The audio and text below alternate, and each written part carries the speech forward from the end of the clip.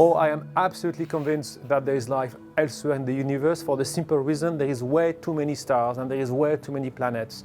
So to have life so unique, it would be too rare to be possible. We know how life works on Earth. We think we start understanding the initial conditions, how life started off on Earth. But then now the question is, can you imagine other conditions? The first really fundamental question, which is still not answered, is how can you go from chemical ingredients, like simple molecules, to something that you would call a cell? Understanding the step, how you go from chemistry to biology, is unanswered. And this is going to be fundamentally important to understand. The life as it is today is not life as it started.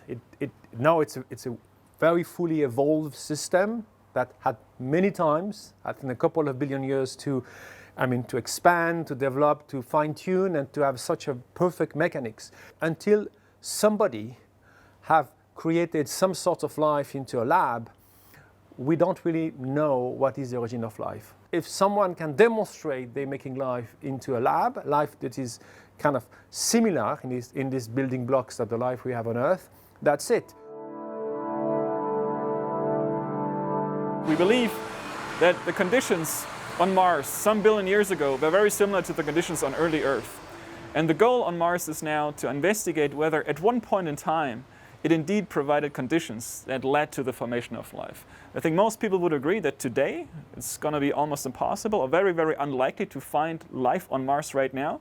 But this does not mean that it cannot be possible to have had life earlier. And this would be, of course, a very important finding, because then it's not only life here on this planet, but there's another planet, there's a number 2, where we have indications of life. Whether this is similar or different, this we will have to see.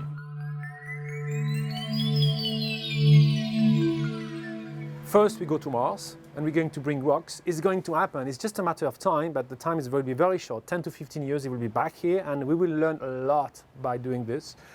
We have found, and we will keep finding planet more and more like the Earth, or maybe a real twin of the Earth. We're working for that, and it's going to happen. We know how to do that right now. And then the chemists have made tremendous progress. Right now they come up with a kind of a pathway to life, building up the early building blocks, that is all the amino acids. And all this is new. It's just 5 years ago everything started together. And now there is even higher priority being set up by space agencies, and they really want to go that way. So I think there is a momentum when we reach a level of knowledge where we can do it. There's different places in the university landscape where people are coming together to address these questions.